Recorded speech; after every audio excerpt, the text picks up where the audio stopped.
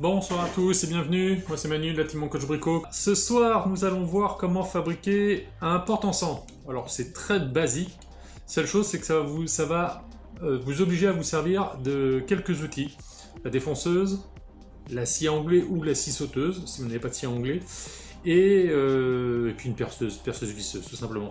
Alors moi j'ai tout préparé en amont, je vais vous faire voir les gestes, mais je les ai déjà faits de façon à éviter de faire trop de bruit, pour éviter d'avoir une tête comme un château de la Loire. Donc, vous partez pour faire, je vous le fais voir une fois fini, le voilà le porte-encens. C'est basique, ça vous fait une petite coupelle en fait, il ne nous reste plus qu'à percer pour pouvoir mettre la barre d'encens. Voilà, tout simplement. Pour pouvoir arriver à ce résultat-là, c'est pas très compliqué, seule chose c'est qu'il faut partir sur un morceau plus grand, de façon à pouvoir le maintenir pour pouvoir, ce qu'on appelle usiner. Alors usiner c'est un grand terme, hein. C'est surtout pour pouvoir travailler avec la défonceuse, parce que des petits morceaux comme ça, forcément on ne peut pas le maintenir en même temps que l'on travaille dessus. Pareil que quand on découpe. Donc on va partir sur un morceau qui est plus grand, brut, hein. Morceau de bois, alors ce que vous avez, plate de coffrage, ça c'est un reste de parquet. Vous voyez, parquet en pin, tout basique. Donc ça fait 2 cm d'épaisseur. Là, le morceau que j'ai pris pour pouvoir le faire, c'est un morceau qui fait une trentaine de centimètres. Ici, il fait 31, mais vous pouvez avoir plus grand, plus petit, en fonction de la longueur et de la grandeur que vous voulez faire pour votre porte-encens, pardon. En largeur, celui-ci fait 8 cm. Vous pouvez prendre 10, plus vous allez prendre large, plus vous allez être à l'aise pour le travailler. La seule chose, c'est que plus vous aurez de chute, évidemment. Donc, pour pouvoir commencer, on va d'abord, avant toute chose, travailler à la défonceuse. Et après, on viendra faire les découpes autour, de façon à pouvoir bien le centrer. Parce que la défonceuse, surtout quand on n'a pas l'habitude, c'est pour ça que les tutos sont là, c'est compliqué d'arriver à le cadrer pour qu'il soit pile au centre d'un tracé. D'accord? Donc, pour ça, il va vous falloir donc, votre morceau de bois de départ, et d'un serre-joint, ou d'un étau, ou d'une griffe, peu importe, quelque chose pour brider votre morceau. Je rappelle ce que veut dire brider, c'est de bloquer le morceau de façon à avoir les mains libres pour pouvoir travailler sans que ce morceau bouge. Dans un étau, c'est pas possible. Pourquoi? Parce que la défonceuse, vous avez un rail qui vous permet de guider sur le côté, et ce rail-là, si vous le mettez dans l'étau, ça va bloquer, vous ne pourrez pas passer. Tout simplement. Donc là, moi, je l'ai fait en amont, je vais juste vous faire voir la démonstration, c'est juste pour éviter d'avoir trop de bruit, mais pour que vous puissiez comprendre. Donc là, vous prenez votre morceau de bois que vous venez briser à un bout. On va le mettre dans l'autre sens. Tac, j'essaie de me mettre à ce que vous puissiez le voir correctement. Tac, alors vous venez le brider tout au bout, votre morceau de bois. Vous serrez, ça sert à rien de le défoncer, hein. Vous serrez et vous le secouez de façon à voir s'il ne bouge pas. Donc, une fois que ça c'est fait, vous prenez votre défonceuse. On avait déjà fait un tuto sur la défonceuse, hein. Donc si vous ne vous souvenez pas trop comment on s'en sert, vous pouvez aller voir. Et vous verrez, c'est pas très compliqué. C'est assez impressionnant parce que ça fait beaucoup de bruit, c'est pour ça que je l'ai fait en amont. Mais c'est pas très compliqué. Voilà, une fois que c'est fait, à prendre en compte avant de commencer, avant d'allumer la machine, c'est de regarder la profondeur à laquelle on va défoncer. Donc là, moi je l'ai réglé de façon à ce qu'elle aille à mi-épaisseur de mon morceau. Donc mon morceau fait 2 cm 2, c'est-à-dire qu'il faut qu'elle descende en dessous de la table à 1 cm 1. Donc là, je fais remonter ma machine, je la branche. Le mieux, travailler avec des gants si vous avez, des lunettes, vous avez un carter de protection, mais c'est toujours mieux avec des lunettes quand même par protection. Du coup, vous enclenchez la machine. La seule chose, c'est que vous pouvez régler la vitesse, la puissance en fonction du bois sur lequel vous travaillez. Là, c'est du pin, c'est un bois tendre, il n'y a pas besoin de faire tourner la toupie, enfin la toupie à fond les ballons, hein. Là, moi, je me suis mis à 6, ça va jusqu'à 10, vous voyez, je suis à peu près à la moitié.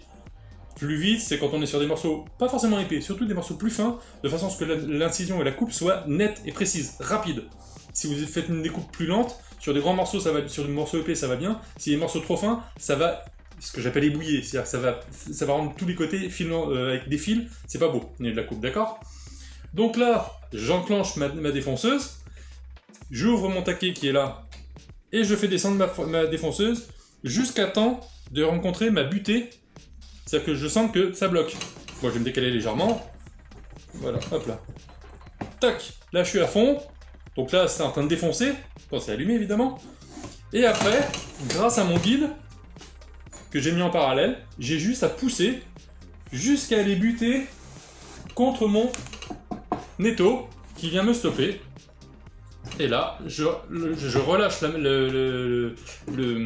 la remontée de façon à ce que l'outil... Je continue à faire tourner la toupie, hein, de façon à ce que ma toupie ressorte du bois, et là après, je lâche les commandes pour que ça s'éteigne. Ceci étant fait, je viens de faire ma défonce. C'est comme ça que ça s'appelle, c'est une défonceuse. Je sais que le terme n'est pas extraordinaire, mais bon, en fait c'est fait pour passer à travers le bois, tout simplement. De la verticale et après pouvoir venir le faire traîner sur le morceau de bois. Une fois que c'est fait, je prends un papier à poncer, alors grain fin parce que les coupes sont assez nettes, mais surtout pour enlever les parois de chauffe qui sont légèrement noircies parce que ça, comme ça tourne vite. Hein. Donc là, je viens bien poncer l'intérieur et toutes les arêtes tranchantes qui sont tout autour sur les 6 faces, en bout, sur les 2 verticales, 2 horizontales et sur les 2 debout. Et je viens bien poncer tout, et même à l'intérieur, de façon à faire quelque chose de propre, de joli. Donc là, c'est ponçage à la main, hein, étant donné qu'il n'y a pas de machine qui puisse passer là-dedans. On fait ça à la main, gentiment, on prend le temps, on vient bien curver dans les coins, de façon à ce que le morceau de bois soit le plus net possible. Vous voyez, vous avez une découpe qui est franche. Alors ce qui est joli, c'est quand vous avez un nœud, parce que la défonceuse le prend sans problème, et du coup, c'est que vous découpez à l'intérieur du nœud, donc le nœud apparaît des 2 côtés. Et ça, je trouve ça quand même très très sympa. À vous de choisir un beau morceau de bois, hein. Vous n'êtes pas obligé de prendre le premier morceau qui vient. Si vous avez des chutes, en général, il y a toujours une chute qui est plus belle qu'une autre. Hein. Une fois que ça c'est fait, pareil, même principe, comme je l'ai déjà fait, je ne vais pas le refaire. Soit vous le passez à l'acier anglais pour découper sur une longueur en fonction de la largeur que vous souhaitez. Après, vous reportez la mesure de l'autre côté, vous redécoupez de l'autre côté, et vous finissez par découper les 2 bouts pour obtenir ça. Soit vous le faites à la scie anglais, vous savez, la scie pendulaire que l'on vient descendre, soit la scie sauteuse. Alors, moi je l'ai découpé, on va dire d'une forme basique, découpé en rectangle. Si vous voulez être un peu plus créatif, lâchez-vous, faites-vous plaisir. Rien ne vous empêche, quand vous avez votre morceau qui est grand comme ça à la base, et qui a une traînée comme ça en plein milieu de la défonceuse, rien ne vous empêche avec votre scie sauteuse de faire des zigzags, de le faire en ovale, de forme ovoïde, rien ne vous empêche de faire un rond de droite et un autre rond, enfin voilà. Libre à vous, hein. Vous pouvez faire vraiment à convenance, tant que vous le souhaitez, tant que vous pouvez, faites-vous plaisir. Après, le côté décoratif, ça, ce sera à voir entre vous et vous, ou vous, vos enfants, peu importe, vos petits-enfants même, et ça peut être très très sympa. Une fois que tout ça c'est fait, il ne reste plus qu'une chose à faire, c'est de faire un trou en diagonale, de façon à pouvoir venir glisser la barrette d'encens. Alors, votre porte-encens, faites-le dimension des encens que vous avez. Si vous avez que des petits bâtons, ça sert à rien de faire un porte-encens qui fait 50 cm. Si vous avez des grands bâtons, faites pas un porte-encens trop petit. D'accord? On aurait pu le faire droit aussi, mais droit, ça tend à tomber un petit peu n'importe où. Donc, quand on le fait en long comme ça, on fait un trou en diagonale, qui ne passe pas jusqu'à l'autre côté, hein, jusqu'à mi-profondeur, et du coup la baguette d'encens va être au-dessus, et ça va tomber dans la rigole qui est prévue à cet effet. Donc là vous prenez une mèche, alors moi j'ai pris une mèche de 3,5. 3 mm et demi, 3,5 de diamètre, pardon. Pourquoi? Parce que les bâtons d'encens, c'est à peu près la dimension. C'est un tout petit peu plus grand et c'est mieux. Faut pas prendre trop juste, parce que si vous prenez trop petit, ça rentrera pas. Trop gros, la baguette, quand vous allez la rentrer dans le trou, va avoir tendance à bailler. Et quand c'est trop juste, quand vous l'enfoncez, souvent la petite barrette, elle casse, parce que ça reste quand même très fragile l'encens. Donc 3,5, je pense que c'est un bon compromis. Voilà. Donc là, je vais me mettre... Je vais baisser un peu ça. Et là, je vais venir... Alors, on pense à prendre ce qu'on appelle un martyr. C'est un autre morceau de dessous, de façon à ce que si on passe à travers, on ne défonce pas le plan de travail.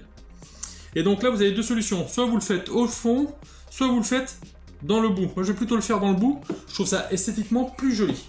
Donc ce qu'on fait, c'est qu'on le met à la verticale et on va venir faire un trou qui part de biais vers l'extérieur, le plus au centre possible. Et on vient faire un petit trou, tout simplement, pour pouvoir venir glisser la baguette d'encens. Faites-le pas trop vertical, parce qu'après votre baguette d'encens va être complètement à l'horizontale. Hein. Il faut mettre les deux diagonales, mais pas trop marqué non plus.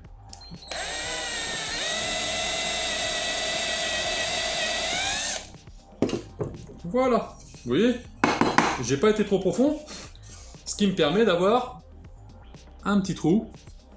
Et donc là, ma petite baguette d'encens, je viens la glisser et je n'ai plus qu'à allumer. Et quand ça va brûler, ça va tomber dans la petite rigole en bois, ce qui évite d'en mettre sur la table, sur les bibelots, ce genre de choses. Quand vous allez le poser sur un meuble pour tester son bon dans la maison, l'avantage de l'encens, c'est que c'est un très bon désinfectant d'intérieur.